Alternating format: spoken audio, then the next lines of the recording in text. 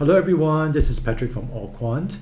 So in today's video, I just thought I wanted to share a little bit about interactive brokers, how you can go about opening up an account with them. Alright, but just a little bit of disclaimer before that. I'm in no way affiliated to interactive brokers. I do not get commissions from anyone who signs up with them. Okay, and I'm not recommending them as a broker as well. It's just that I've been using them for some time, and I just thought they are a pretty decent platform to consider. All right. Okay, so over here is basically the website of interactive brokers. So if you are interested to open up an account with them, there is a button here that says open account, right? You just click on it, okay, and then you can just start your application. The entire process will take some time. Do not worry about it because it's just a one-time thing, right? So once you get it over and done with, and once your account is approved, right, you no longer have to go through this step all over again, all right? So the first thing here is that you need to create a username and password for yourself, okay? And after that, they'll ask you to confirm your email address, okay? And once that has been completed, okay, then you can move on to complete your application. Okay, so most of us will probably open it under individual account. So for individual account holders, take note that these are the few things that you will require. Okay, you will need your personal and contact information, and then they will ask you for your income and tax residency information. Okay, this one is just to make sure that you have a source of income for you to fund your broker account. And the tax residency information is to submit it to the authorities to check what type of tax treatment you will be under.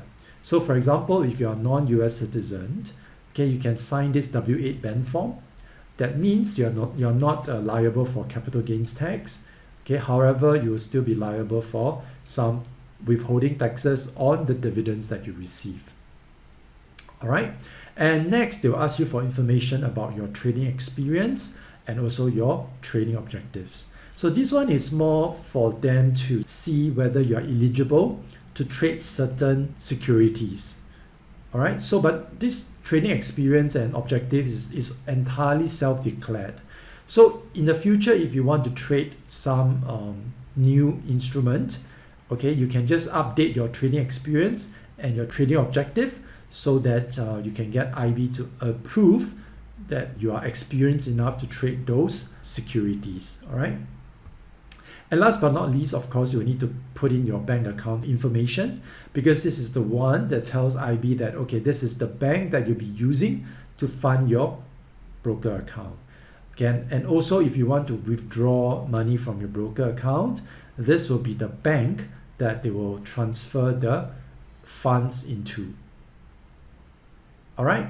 So that's about all. I'm not going to go through the step-by-step opening an account process, but in the event that you encounter any difficulties or you have any questions that you want to ask Interactive Broker, okay, they have a very useful help feature. Okay, you can just trigger it by clicking on this help button over here.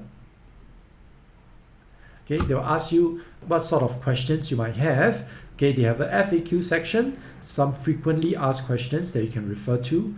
But in the event that you really need help, they have a chat function, and then you'll be able to directly check with them on any questions that you might have.